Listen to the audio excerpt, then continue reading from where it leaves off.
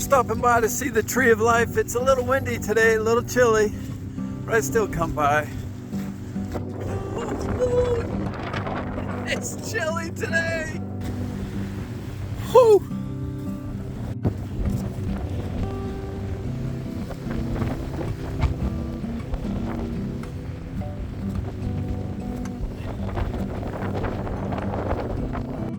So anyways, today feels like a Monday because it was kind of like my first day back to work, which I don't know if you want to call it that, but anyways, it feels like a Monday. It's Thursday, tomorrow's Friday. I mean, I don't know, great way to start the new year. A little windy, we got some crazy cold weather coming, but I just want to check in with you. And I don't know about you guys, but there's like a sense of emptiness after the holidays. It's weird. Because it's push, Thanksgiving, traveling, getting family together, getting ready for Christmas, and that week is hectic. And then all of a sudden it's like a rug pull, and it's just back to normalcy. And it's pretty windy out here today. So I'm about 200 yards inland from the shoreline. And it's a whole different world because back there it was like crazy windy. But so back to the whole rug pull, it definitely feels like a sense of relief, but also like for people that suffer seasonal depression, it's real. Try to focus on, the mindset that you were in leading up to the new year and all of the goals that you've made, and stick to them. No excuses, guys. So if you're in like a post-holiday funk, get out of it. I'd say that would be normal to feel that way.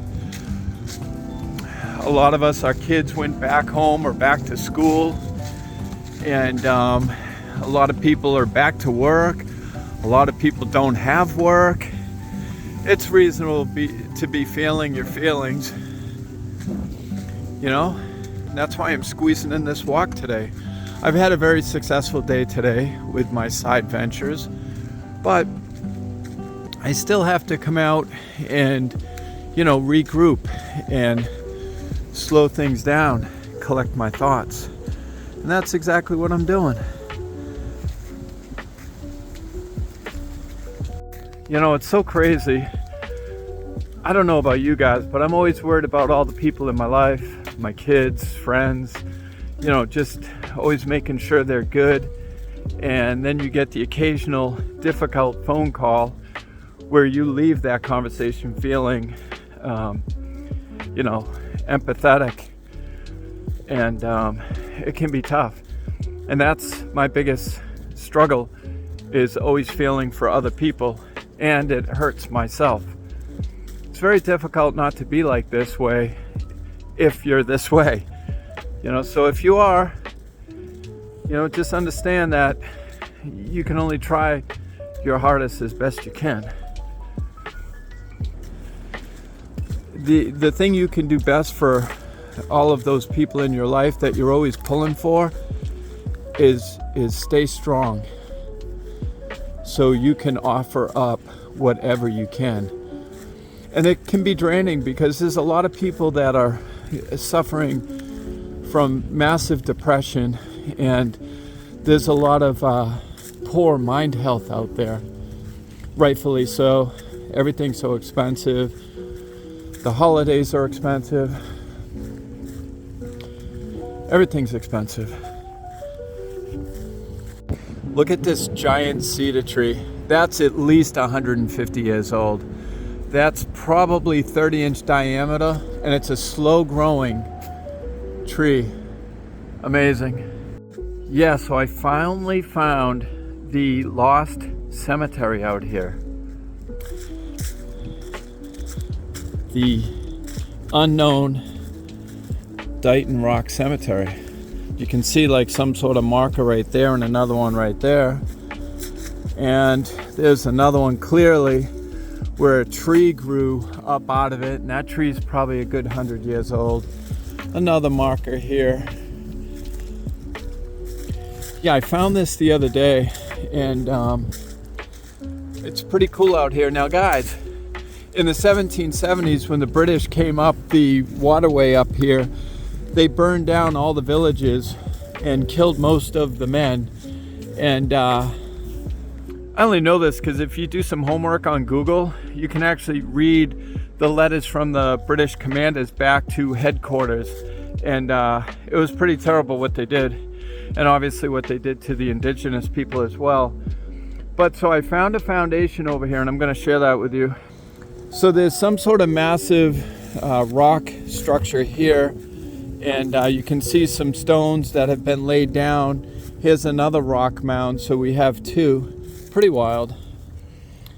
The thorns out here are very thick. There's another pile of rocks right there. I don't know if you can see it. So yeah, it's pretty wild. So it's an unknown cemetery, and there are like random stones, and I'd age them between the 16 and the 1700s because that's how they used to do it back in the day. They didn't really have good headstones. So here it is, guys. I found this, and my phone died. I had no battery. Great place not to have a phone. So this is the old foundation, Fieldstone Foundation, and it was all dry stacked, and that was 1600s and 1700s and into the 1800s. That was typical. But look at this slab of stone, and another one here. Think about who stepped here, and you know, the structure that was above this at one point, who knows, may have been burned down from you know, the indigenous people. It may have been burned down by the British when they came up the river here. But all I do know is it's pretty cool. Yeah, something big happened here at one point in history. And yeah, it's pretty fascinating just to come over here and touch like a rock like this that some person laid here, you know, 300-400 years ago. It's pretty amazing. Now guys, I've done a lot of historical preservation, and we did a 1720 house in Berkeley, Massachusetts, and we had to lift the whole structure, and we rebuilt the whole stone foundation. And I remember the day my guys called me, they're like, "Hey Sean, come check this out, we found something."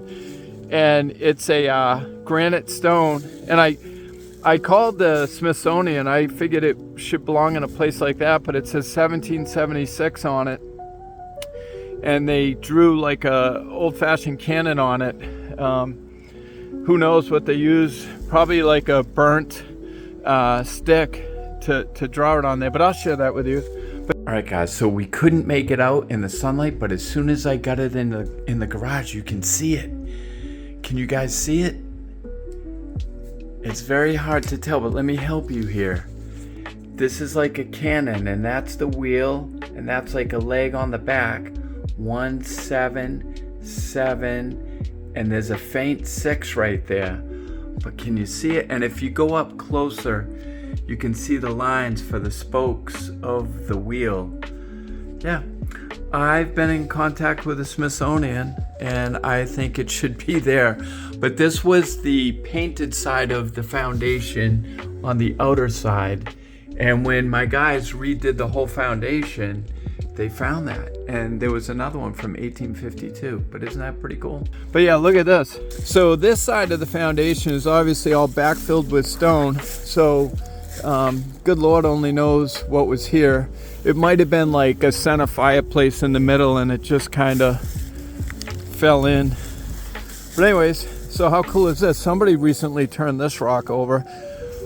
Oh crap, let's get out of here. You can see this. This is from an old, you know, whiskey barrel or something like that. That's pretty cool, huh? So we're gonna put that right back.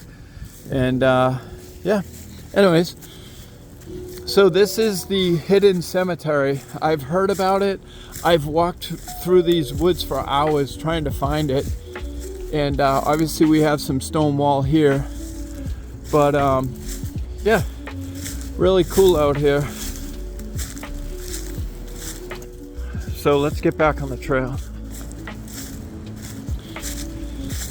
So yeah, there's a huge Wampanoag Indian population here. One of my lifelong best friends, she's half Wampanoag Indian, and there's just a real rich history here in Massachusetts. And I know I talk a lot of smack about the weather and stuff, but it's incredible what happened here in these woods and in this state, which ultimately led to the most incredible, freest place on earth. And God, we've cleaned up our history a lot, you know, because human beings are quite lousy and horrific. I mean, let's take a second too. God bless all the victims in New Orleans and all these evil things going on all around us. It's sad, guys. So America we're trying to get it right, but God, we've hurt so many people along the way. So this is pretty cool. What a beautiful tree right there. Wow, look at this beautiful field. Oh man, that sunlight feels good. This is beautiful.